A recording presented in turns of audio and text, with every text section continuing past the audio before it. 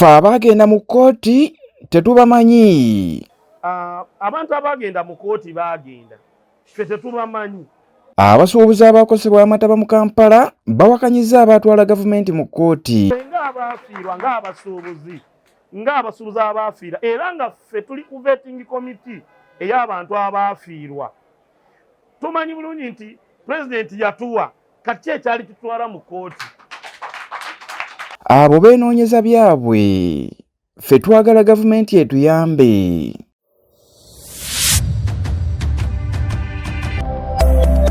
Eno ye Magala TV, okumanya we kutandikira.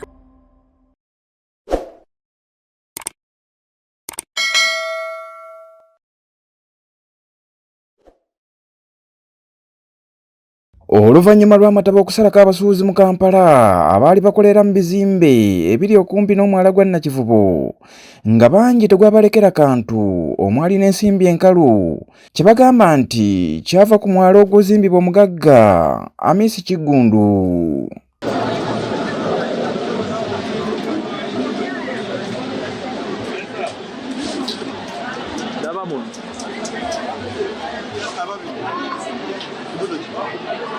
Bangi ku basuubuzi bano baasigala ttayo oluvannyuma lw'emmaali yaabwe okusaanyizibwawo amazzi. Kino kyawaliriza omukulembeze w'eggwanga okulagira abasuubuzi bonna abaakosebwa emmaali yaabwe okuweebwayo ensimbi beddaabulule, wabula nga n'okutuusa kati kino tekikolebwanga.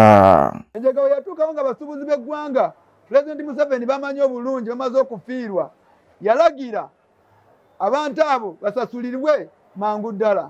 N'okutuuka olwaleero tebasasulwanga. Saawa pulezidenti w'eggwanga nyimiridde mu kamera muno nga nkulaajanira bano basuubuzi bwe bajjamu omusolo. Tukimanyi bulungi nti abasuubuzi bano oba tebasasudde musolo, baminisita tebabaawo, BMP tebabaawo, n'emmotoka tezitambula. Lwaki pulezidenti w'eggwanga olunaku olwaleero abasuubuzi bano bakulaajanira bali mu kufa n'okulwaza abantu emitima nga tebafuna bwenkanya eri bintu byabwe byatokomoka? Olwaleero abamu ku basuubuzi abaakosebwa bavuddemu omwasi okwekubira enduulu eri omukulembeze w'eggwanga okumutegeeza ng'ekisuubizo kye basuubiza bwe kitakolebwangako, ate nga kati bali mu kaseera ka Krisimansi mwe bandibadde banoonyeza ekyokulya n'abantu baabwe. Paka nakati tetufunanga kuddibwamu oba okuweebwayo compensation yonna. Tulwambudde ebitongole eb'enjawulo, tuwandiise list ne zigobwa, ezimu ne tuddamu ne tuzitereeza. Kati we tuli wano ffenna tutudde nga ba representative b'ebizimbe ne tukkaanya ku kintu kimu ne tutereeza list nga bwe baatugamba tuzitereeze, kuba Prime Minister yali yatusuubiza titugenda kuliiriibwa obutasukka weeks 2. Naye kati wenjogerera tuli mu myezi 2, naye abantu bali bubi nnyo okusinga ne bwe mukirowooza. Bulijjo tubeera mu sizoni ng'abantu babeera n'ebintu, naye amaduuka makalu. Ffe abakolera mu basement abantu tebalina bintu, abantu bali waka tebakyakola wadde. Bannange tulina ennyiike nnyingi nnyo nnyo nnyo, ate ng'omukulembeze w'eggwanga yakyatula mu kamwa ke tusasulwe. Bannange be kikwatako tubakubira omulanga, tubakoowoola mwenna mutuukirize ekintu omukulembeze w'eggwanga kye yayogera. Bano era bawakanyizza omuwendo gw'abasuubuzi abaakosebwa amataba ekitongole kya KCCA gwe kigamba kye bagamba nti bo bennyini bamanyi abasuubuzi abatuufu abalina okuyambibwa. 8 basaba ne bannyabo nga nze akolera mu Pentagon tulina amaduuka 108, amaduuka 7 ge gakolebwamu omuntu omu. Mu kinaabedde bagamba bannamawulire nti amaduuka gano tetugasobola ng'omuntu omu aba gasobola batini, osanga edduuka nga lirimu abantu 2, 3. Mu maduuka 108 webala amaduuka 8 nga galimu abantu 3, 4 obeera mu bantu nga 16. Wagattako gano amaduuka agakolebwamu omuntu omu 7 babeeranga mu bantu 200.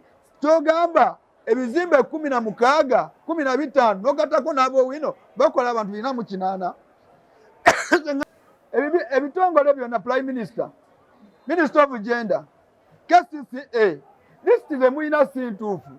Ate nga already vetting committee eno we yatuula twaddayo ku ground kubanga abantu abo ffe tubamanyi.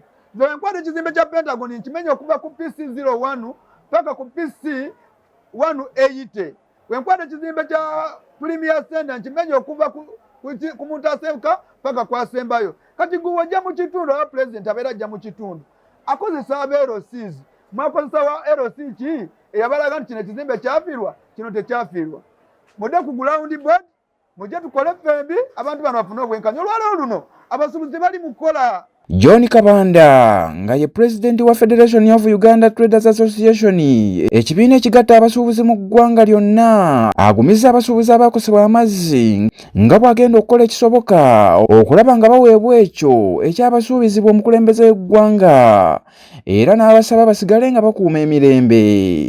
Njagala okutwala omukisa guno okutegeeza abakulembeze b'abasuubuzi mu bizimbe wamu n'abasuubuzi bonna abakosebwa mu njega y'omwala eyagwawo ng'ennaku z'omwezi 31 omwezi ogwa Okitoba oba ogw'e10 nti ng'abakulembeze tunyolerwa wamu nabo era mu kano akaseera akazibwako akanayo kyani ke balimu tuli wamu nabo wabula nsooka okubeebaza olw'okukuuma obukkakkamu ebbanga lino eddene ate mu ngeri yemu n'enziramu ne mbasaba okusigala nga bakkakkamu era nga bali patient kubanga omukulembeze w'eggwanga President Museveni kyemmanyi obulungi talimba era nga nkakasa nti abantu bano bagenda kufuna obwenkanya.